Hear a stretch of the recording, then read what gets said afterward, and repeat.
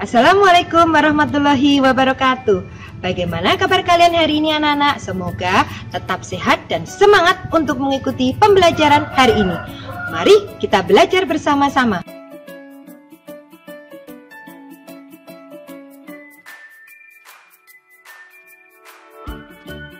Perkembangbiakan hewan secara generatif, yaitu perkembangbiakan secara kawin.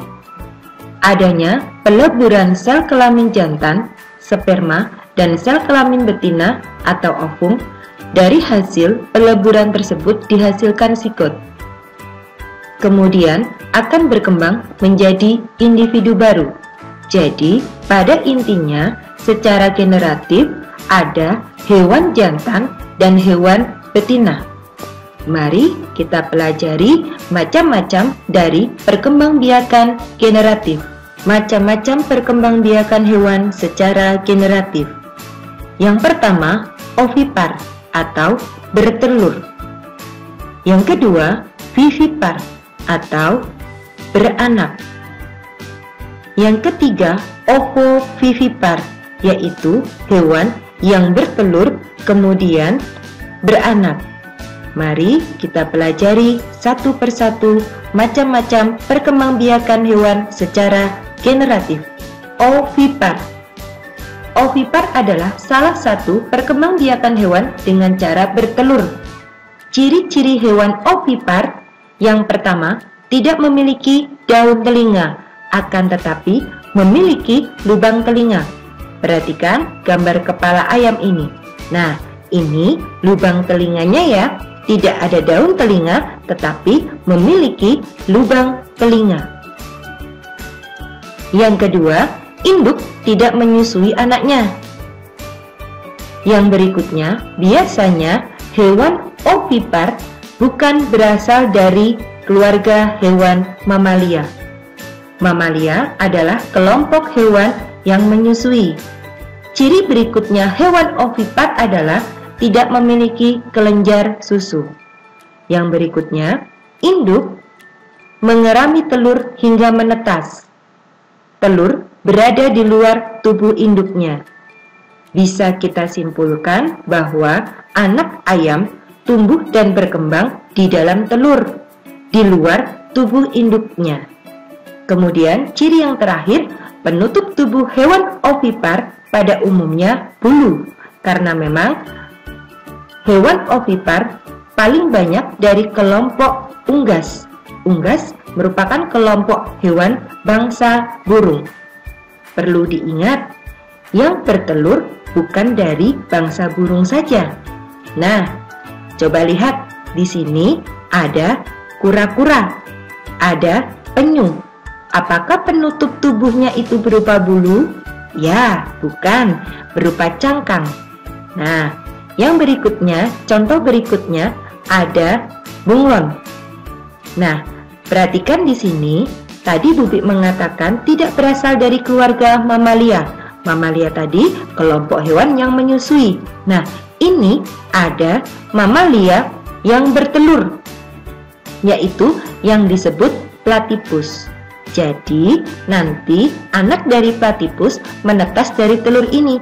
Untuk tumbuh berkembang dan dewasa, induknya akan menyusui anak yang menetas dari telur tersebut. Paham ya? Nah, coba kamu cari lagi hewan ovipar yang ada di sekitar kalian. Banyak kok hewan ovipar yang ada di sekitar kalian. Vivipar.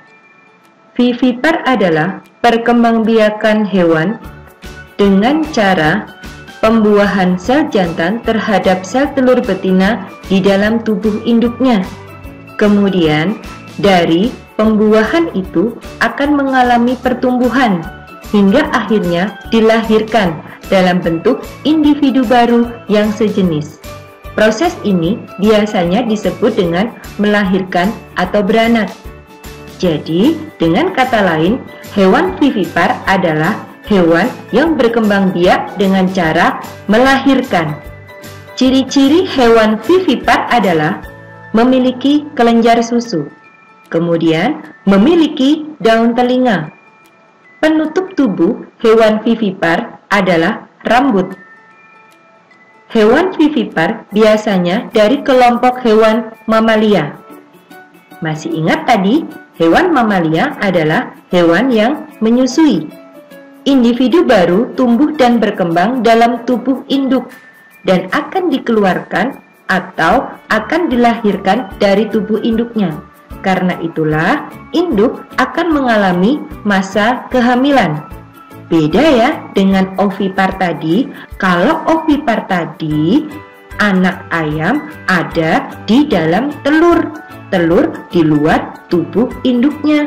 Sedangkan vivipar, anak hewan vivipar tumbuh dan berkembang di dalam tubuh induk yang disebut sebagai masa kehamilan. Nah, sekarang contoh-contoh hewan vivipar. Yang pertama, hewan vivipar kelompok mamalia terbang, contohnya adalah kelelawar. Kemudian ada vivipar mamalia laut. Yang pertama, lumba-lumba. Yang kedua, ikan duyung. Kemudian ini ada kucing yang merupakan contoh hewan vivipar. Nah, coba kalian cari lagi di sekitar lingkungan kalian yang termasuk hewan vivipar atau hewan yang berkembang biak dengan cara melahirkan. Macam-macam perkembangbiakan generatif hewan, yang terakhir adalah ovovivipar. Ovovivipar adalah salah satu cara perkembangbiakan hewan dengan cara bertelur dan beranak. Embrionya berkembang di dalam telur, akan tetapi telurnya tetap berada di dalam tubuh induknya sampai telur tersebut menetas. Setelah telur menetas, individu baru akan dikeluarkan dari tubuh induknya. Atau dengan kata lain, pada saat dikeluarkan, terjadilah proses beranak atau melahirkan. Lihat gambar salah satu contoh dari hewan ovovivipar, yaitu ikan hiu. Hiu betina akan menghasilkan telur. Telur tersebut akan tetap berada di dalam tubuh hiu betina. Kemudian telur tersebut menetas. Setelah menetas menjadi anak hiu, barulah anak hiu tersebut dikeluarkan melalui proses melahirkan. Ciri-ciri hewan ovovivipar: yang pertama, memiliki embrio yang mampu berkembang menjadi cangkang telur dalam tubuh induk. Yang kedua, pembentukan anak dilakukan dengan cara generatif. Yang ketiga, hewan ovovivipar tidak menyusui. Ciri berikutnya, anak tidak diasuh oleh induknya. Ciri yang lain, tidak memiliki rahim. Ciri yang terakhir, pembuahan terjadi di dalam tubuh betina. Nah, contoh hewan ovovivipar selain ikan hiu adalah ular. Diingat, tidak semua ular ovovivipar. Ada ular yang ovipar. Ciri yang lain, ikan pari. Kemudian ada kadal sebagai contoh hewan ovovivipar. Hari ini kalian sudah belajar tentang perkembangbiakan hewan. Untuk tugasnya, buatlah peta konsep tentang perkembangbiakan hewan. Dikerjakan pada buku kalian ya. Terima kasih, syukur alhamdulillah kalian telah belajar dengan semangat pada hari ini. Jangan lupa dikerjakan tugasnya ya.